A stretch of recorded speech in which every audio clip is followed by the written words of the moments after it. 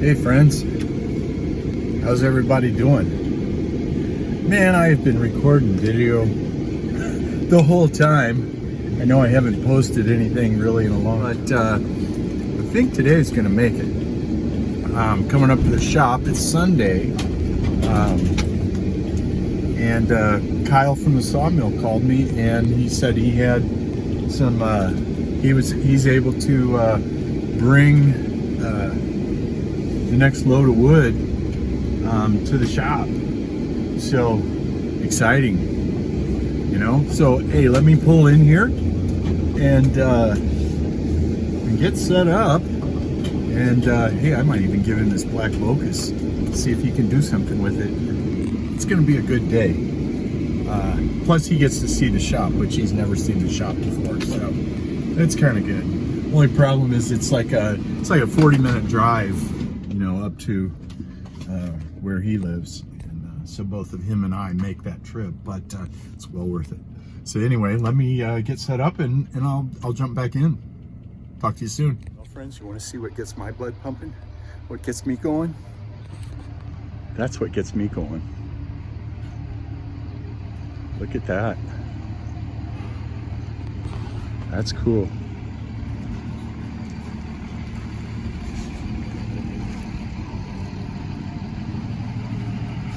Well, we're just gonna figure that out. I love it. All right, we got some unloading to do. Well,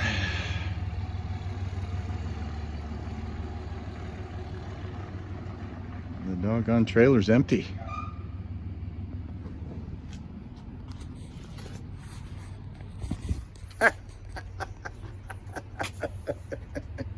Yeah. Well, now I'm feeling a lot better about all this. I got to get it covered up. Lots of sapwood. I mean, all of this down here, you can see this was out by the bark. But here we have about as much as I had from the last tree. This was 5 trees. Yeah, so here's, making a quick video. So here's the hickories. What are we looking? 26, 30 on the stumps, maybe? Something like that. And we're, longest ones are like 12 foot.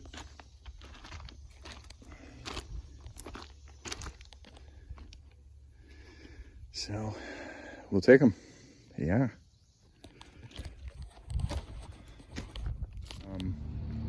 And then one of them had this weirdness in the middle of it, so it got cut up into 6-foot pieces. There's the 6-foot pieces and the 6-foot pieces, and then he just dropped off smash that's clear and uninfected,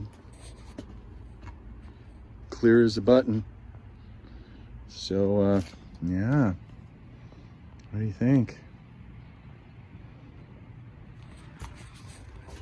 I think it's a good Sunday.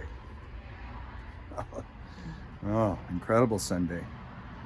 I'll talk at you in a little bit. I'm gonna got to get some more stuff organized. See ya. Seeing hickory always makes me smile. I love it when the kiln guy comes. Not the kiln guy, the sawmill guy. A little bit smaller trees, but the sapwood yield was really nice. And he really knows how to cut this stuff too.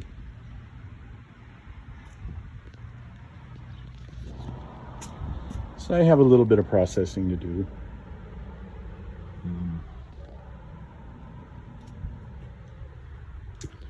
This tree was cut in half because there was some weirdness in the middle. And then he brought me some ash. It was left over from, but this is really clear. Really nice. He didn't charge me much for the ash at all. But not a bad load, eh? Headed to the kiln.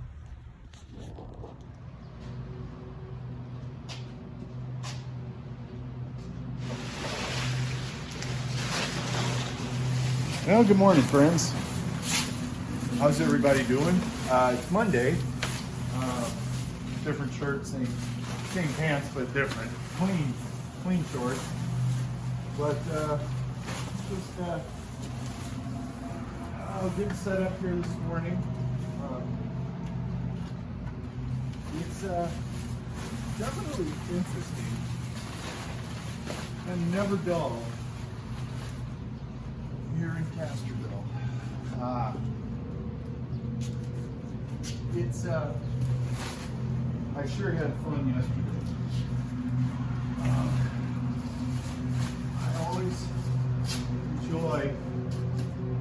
I always enjoy getting a wood load. It is just so, I don't know, I can't explain it. It just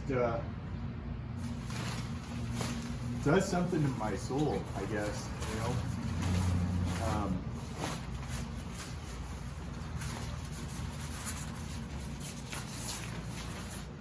I'm guessing, I thought this was going to be about 400, 500 feet, but I think we're well over that because what I had, the last tree that we had here, which was the big tree, it was, what was it? It was just a little under 450. I think it was 444 or something like that. And my stack is higher, and then I have some here and I have some underneath. So I think we're probably approaching maybe 600, 700. I don't know. I'll have to add it all up. But right now I just need to get it under wraps and out of the sun. The sun, don't leave your hardwood in the sun. Don't leave any wood in the sun. A deck load of any sort, don't leave it in the driveway uncovered. I think maybe I didn't take any footage of last year's deck, but we had the deck load dropped, and then I covered it up with a blue tarp, and since it was so close, sometimes twice a day, I would, since it was treated, I would just go over and water the whole lumber pile. And I know that sounds crazy to some of you, but it really makes a difference because when you get uneven drying in a board, that's when the stresses sort of go crazy in the board and it just goes everywhere. And the worst part of the hickory is trying to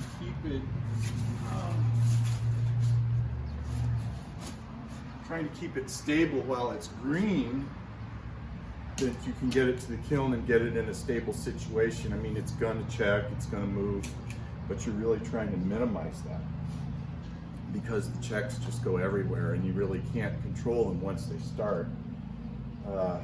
But I guess I'm coming in here at the end of this, and I'm just trying to, you know, what's the takeaway from all of that? Other than me just being totally excited about having more wood, and we're on the hunt for more. I mean, as soon as we get a load, Kyle's looking for more. And incidentally, Kyle, thank you.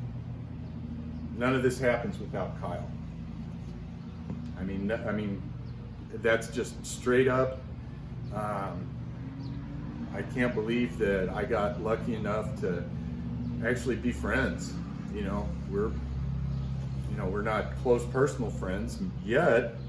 I mean, I certainly see the potential there for because we're interested in a lot of the same stuff, and he's got a lot to teach, and I have a lot to learn, and vice versa. So he's just a really, really good guy.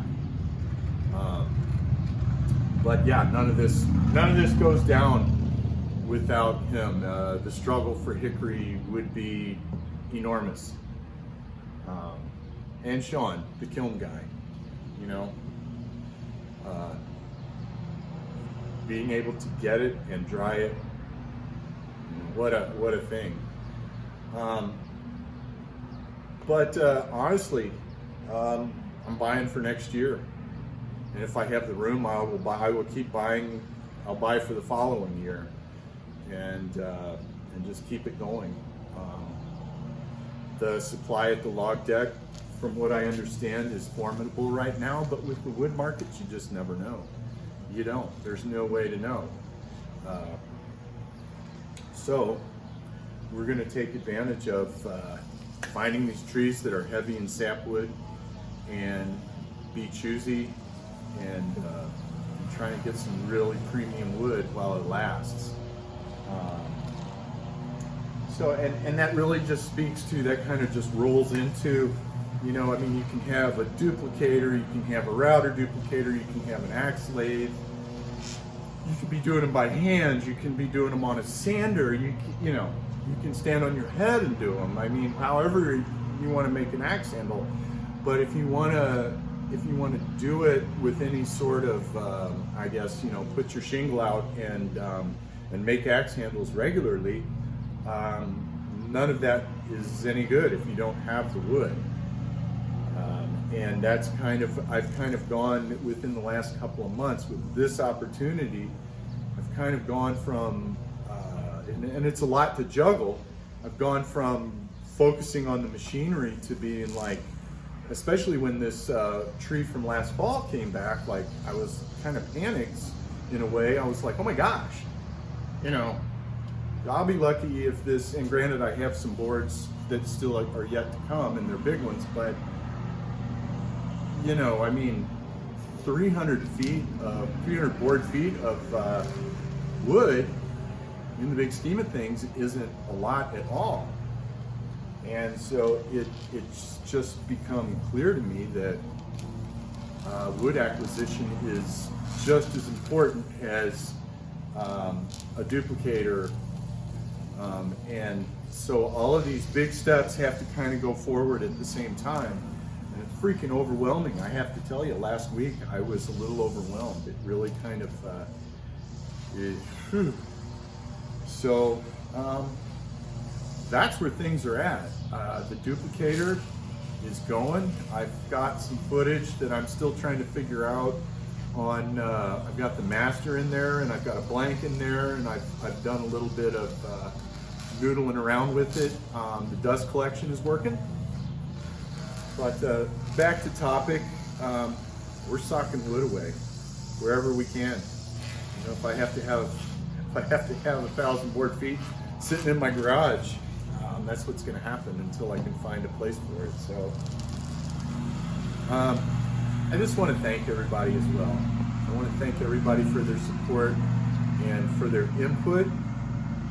You know, Kim Wilson and Angie Gilhart, thank you for reaching out and just being there. You guys have a presence that nothing would be the same without you guys here. And everybody, Jay, Ferris, and Janelle, Kane's Custom Garage, Tasman, of course, Big Pixel. Keep grinding, brother. And you know, I mean, just everybody, John Bob, Aaron.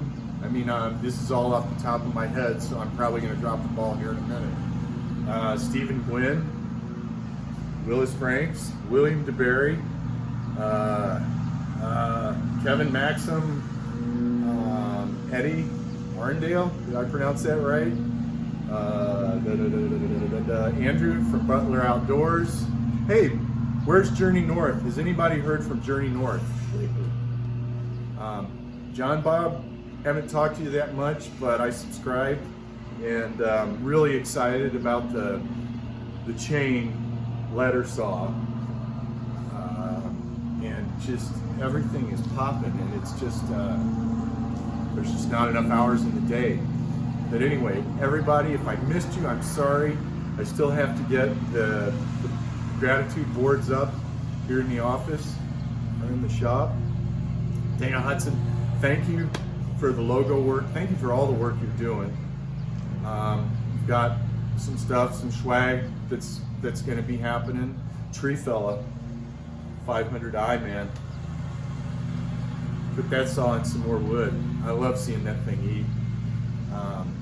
Everybody, the saw community, the bucking community, the caster community, my little wee caster community, Roddy Ferguson, mate. It's funny, we had a good laugh over Wee Willie Winky. Who remembers Wee Willie Winky, the little not limerick, but it's like a bedtime poem or little story. It's awesome. We had a good laugh on that. But and last but certainly not least, Buck and Billy Ray. I mean, this is proof. I mean, basically a year. Jay Daniels as well. Things are still popping into my head. Names are still popping into my head. But I mean, skeeters.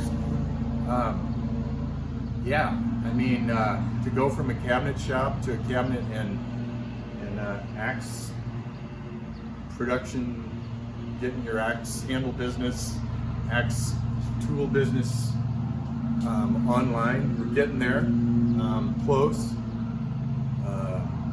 But I mean, follow your dreams. Don't just like go, oh, you know, you still have to pay your rent, pay your mortgage, buy food and whatnot. But I mean, life is so much better when you're focused on what's in here and doing what you think is your life's work. I really feel like this is my life's work, especially after finding that artifact in the early spring, that big Indian celt. I mean, I still think about that. And if there was ever any doubt of what I was supposed to be doing with myself, that right there was an answer.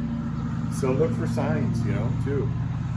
And we'll catch you on the next one. I love you all. Talk to you soon.